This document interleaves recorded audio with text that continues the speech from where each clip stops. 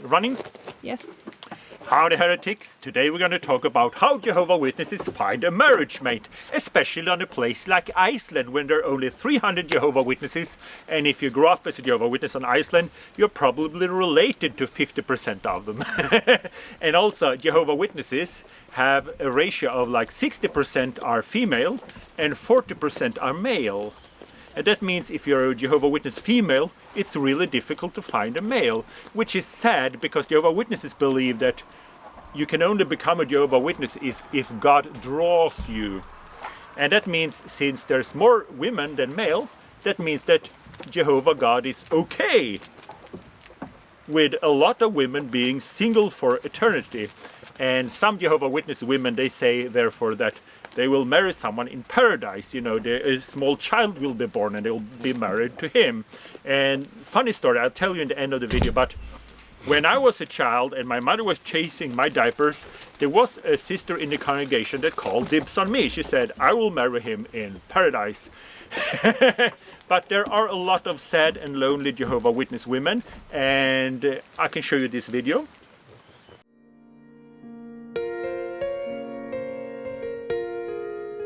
Life is kind of lonely right now. All of my friends got married and seem so happy. What if I never find someone?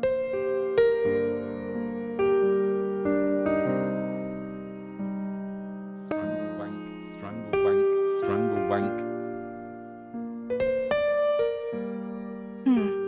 Hey honey, I've been noticing all evening your personal expressions of faith, and I like what I see. Do you want to hit the breakout room? That's nice. Taylor met her husband on the internet. They seem to be very happy. So what's the harm in finding a brother that way? Would it really be bad? Would it really be bad to have a quick look at one of those JW dating sites? Would it really be bad to go to one of those Jehovah Witness matching sites? When Jehovah Witnesses use the word, please, I'm shooting a video now, the word, would it really be bad? It means it's bad. Always when they use the word really, it means the opposite. Like, did God really say that? Did God really say that you shouldn't eat the fruit? Or they have a book that say, what do the Bible really teach? My favorite is, when Jesus said that the Son of Man should come on the clouds of the sky and everyone should see him. They say, what did Jesus really mean when he said that everyone should see him? And, well, basically Jesus meant that the opposite. So, would it really be bad? Yes, it would be bad. According to the governing body, it would be bad. Why? Why? If you're a Jehovah Witness on Iceland, there's 3 ways of finding a potential marriage mate. It is international convention, but that's only once every 3rd year. Or you can go online, or you can find a toddler in paradise. And now Watchtower have launched an article that say it will be in the July Watchtower, but someone on Bethel leaked it. And this article says that you should not go to use dating sites, matching sites on the internet. So someone on Bethel leaked this. Someone on Bethel did not like this and leaked it. I don't think it's the governing body because all of the governing body members are married except Mark Sanderson. But some single Jehovah Witnesses were not happy about this and leaked it to the apostates. And this reminds me, I've been on Bethel, and when Watchtower feel that they lose control, they will kind of go beyond what is written to regain control and make up man-made rules. So you will not be disfellowshipped, but you will be bad association if you violate those rules. And my favorite example of this was in 1976. Watchtower had a rule that you shouldn't have an electronic calculator. I can give you the link in the description if you don't believe me, but they came up with this idea that the article was called should there be an electronical calculator in your pocket? And it should not be an electronical calculator in your pocket. And many Jehovah Witnesses thought this was weird, but they always trust the governing body because it's food at a proper time. Some Jehovah Witnesses thought that if you have an electronical calculator in your pocket, you might summon the devil by mistake. Stuff like that. And this was a real thing. There was a brother in our congregation that had an electronical calculator. So my father, the elder, went there to explain to him that this is a conscience matter. But he refused to get rid of his calculator, so my father brought other elders and they had shepherding call and explained to him that this is a conscience matter. And he refused to get rid of the calculator, and I think they brought the circuit overseer to explain to him that this is a conscience matter. But he refused to get rid of the calculator, and he was not disfellowshipped, but he was bad association. Bad association means that he wasn't invited to parties or social gatherings and stuff like that. He was a nice brother. And if you're a Jehovah Witness watching this, we might disagree about a lot of stuff, like I don't even believe in the Bible, but we can agree on one thing. It's nothing wrong to have an electronic calculator. And since there's nothing wrong on having an electronic calculator, this means that the way we treated him was wrong. We treated him in an unloving way due to a man-made rule. And Watchtower often come up with rules like this when they're losing control. Like in 1976, more and more brothers came to the meetings and said, I found out why Armageddon didn't come in 1975. There's something wrong with the Watchtower chronology. Look here, I have a calculator. So Watchtower came up with a great idea just to say that don't trust people with calculators. They are a potential apostate. That's my theory. If you have a better theory, put it in the description. But we can all agree about that the no calculator rule was man-made. And now Watchtower have a rule that you shouldn't go on matchmaking sites. And I can show you this. I hope Lloyd Evans don't mind if I use section of his copyrighted material for parody and criticism. How should Jehovah's Witnesses view using matchmaking websites to find a marriage mate? The interesting part is where it says consider an additional risk. And you can see there at the bottom it says the Watchtower, and on the other side, July 2021. So these are pages, we're looking at pages 30 and 31 of the yet to be released July 2021 Watchtower. Consider an additional risk. Some matchmaking sites use mathematical algorithms or calculations that are supposed to match compatible people. However, there is no evidence that such methods really work. So here Watchtower say that there is no evidence that those algorithm works. And I'm really sad to say this, because now Watchtower is actually lying. There is a lot of evidence that algorithms works. That's how you can do international banking online. And an algorithm is quite easy. If a young sister punch in that she is a female looking for a male, she's a Jehovah Witness looking for a Jehovah Witness, and she's only interested in a serious relationship, and a Jehovah Witness male punch in that he's a male looking for a female, Jehovah Witness looking for Jehovah Witness, only interested in serious relationship. How do they have the audacity to say that there's no evidence that the algorithm works? Algorithms do work. That is evidence-based. And then they move on to say that it is better to use, isn't it better to use Bible principles than a man-made algorithm? Well, basically that is the same as my father used to say to the brother with the calculator. He said, isn't it better to live in paradise than to have a calculator? It's a false dilemma. You don't have to choose paradise or calculator. If paradise is real, you can have both. And if your sister on Iceland want to find someone, or a brother in London want to find someone, and they find each other online, then they can use the algorithm to meet each other and the Bible principles to be potentially happy. But since Watchtower started talking about there's no evidence that algorithm works, I got a little angry because they are basically lying. And since you brought it up, I'd just like to say that there is no objective evidence that Bible principle works. Charles Taze Russell was a divorced man. Joseph Rutherford did not live with his wife, they were separated. And there's a lot of Jehovah Witnesses that get divorced or are in an unhappy marriage, while there's a lot of worldly people that are separated or in a happy marriage. When you started talking about evidence, well, there's no evidence that Bible principle works. So I think this is just about Watchtower losing control, just like 1976. Now with Corona, people are no longer going to the meetings. While some people may identify themselves as Jehovah's Witnesses, are they really? Are they respected in their congregation? Or might they be poor examples or even bad associations?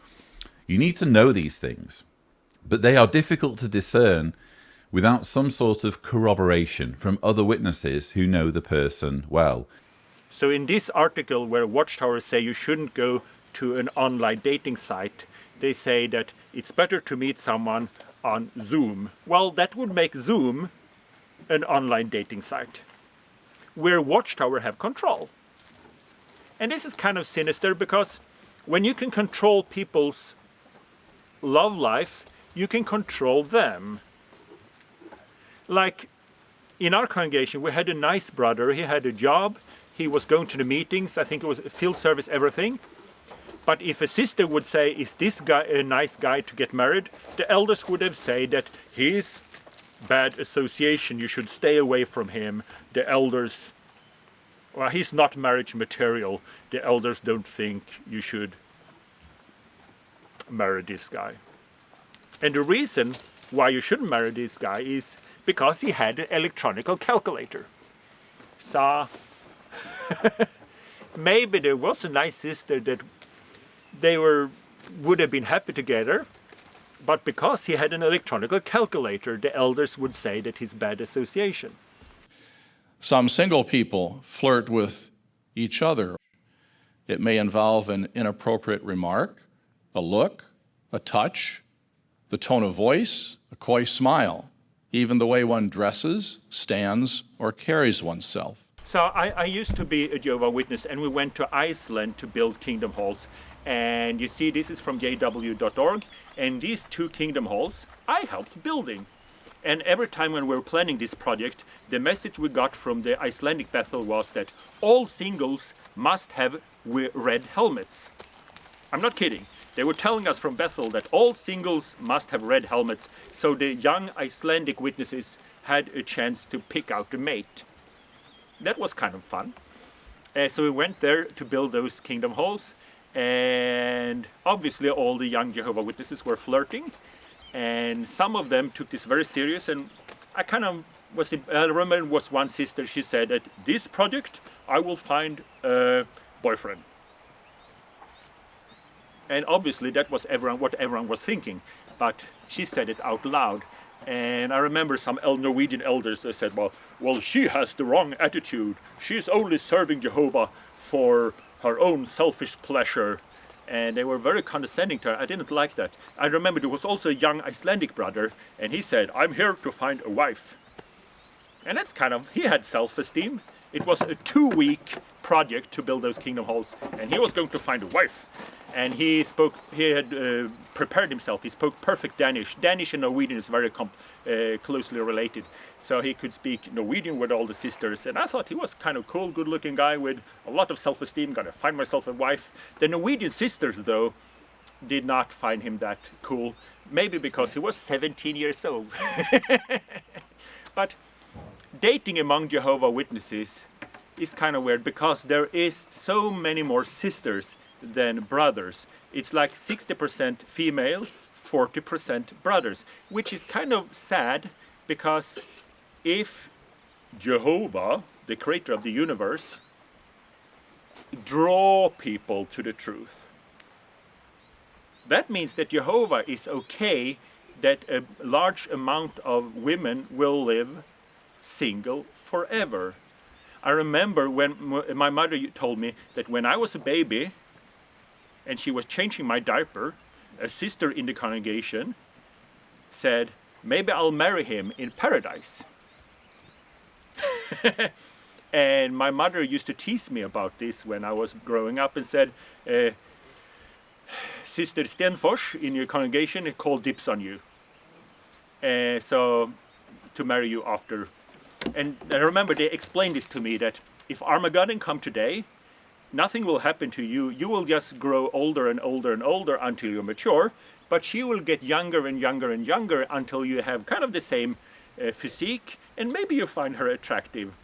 So while other Jehovah Witness boys were looking at a picture of a pet tiger in paradise, I was actually, I'm not kidding, I was actually looking at black and white swimsuit pictures of Sister Stenfors, which is very confusing when you're 5 years old because you don't know what to do with those things. And then there are some things in the Jehovah Witness religion that doesn't make any sense, even if it was true. And one thing is, Jehovah Witnesses believe that the dead people will come up from the graves, but they don't know if these people are allowed to remarry. Jesus said that they were not allowed to remarry, but no one knows what Jesus really meant when he said they were not allowed to remarry. So I remember they said that about Sister Stenfors that called dibs on me, that if her late husband is resurrected and if Jehovah say that he's allowed to get married again, maybe she will have him. And I like that fact that they said maybe she will take him. She was planning to be playing the field. Like, hello husband, how nice to see you resurrected. About getting remarried, I have a thing going on with this toddler. I want to see how he turns out before we seal the deal. So maybe she would marry her old husband.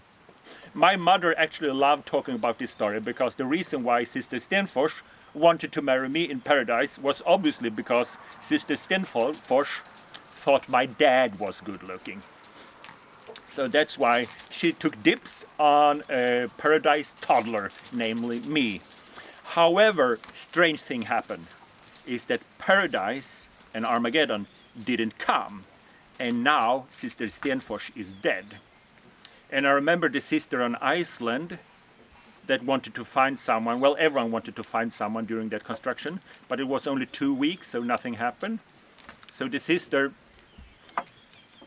that said out loud that she wanted to find someone during the construction, she didn't find someone, and she said maybe there will be more quick buildings. There wasn't. So unless she left the religion or married her third cousin, I don't know. But I just came to think about it. Most likely she's 50 years old now and still single. So that's kind of sad. My singleness indeed allows me to serve Jehovah without distraction. I just love my life.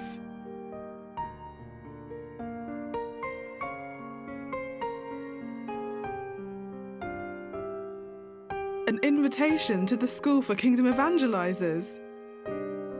Yes, Jehovah really did not hold back anything good from me.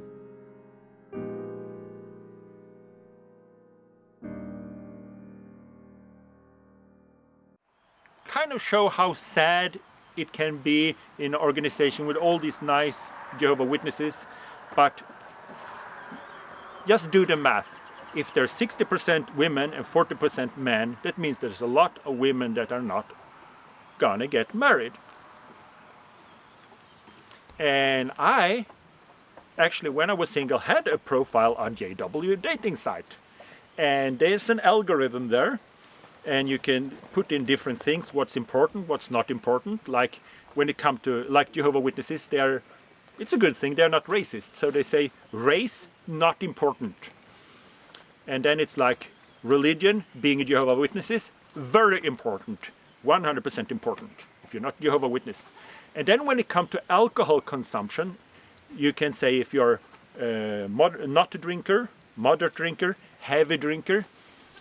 And this is really sad, that a lot of Jehovah Witness women, they will put in their profile in the algorithm that they're not okay with marrying a guy that's not a Jehovah Witness. He must be a Jehovah Witness. But they are okay with marrying a heavy drinker.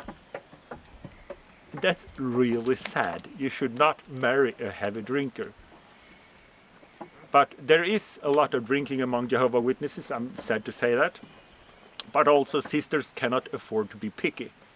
Many consider it a common practice to lie on their online dating profiles to make themselves appear more desirable. Doesn't everyone do that to some degree, though? I mean, not necessarily lie, but everyone presents themselves on the internet. You're always going to see a more varnished version of someone than perhaps actually living with them. So I thought it's better to show my profile on JW Match with comments from jw.org. Now consider the person who has too much self-esteem. In his efforts to gain self-confidence, he has overshot the mark and has crossed the line between cultivating self-respect and arrogance. He's overestimated his own worth, thinks too highly of himself, and may behave in an unpleasant way toward others, as does the uncaring flirt. Imagine what I could have gotten myself into. So if this lovely sister stay loyal to the governing body and follow the man-made rule not to date online, well, maybe she will live in paradise, and maybe she will be able to be dating during family worship night with her friends and pick up their young boy and seduce him before someone else does, because there will be a lack of brothers in paradise. So I got some nice match on my dating profile, JW dating profile, and for obvious privacy reasons I will not share that with you. But the thing is, being married to Jehovah Witness women, they believe that Jehovah should be a part of the marriage, and that basically means that the elders will be a part of your marriage. And not all Jehovah Witness elders are nice people. Some of them are intrusive, and they will make your life a living hell. So instead I decided to get married to a worldly woman. I found a worldly woman on Tinder. I guess that's untheocratical. Yes, goat-like personality. I'm pretty sure meeting your wife on Tinder is unacceptable. I think Tinder is a whole other level of bad from JW Match. Don't forget to subscribe to the Goat-like Personality's channel. Thank you so much for watching.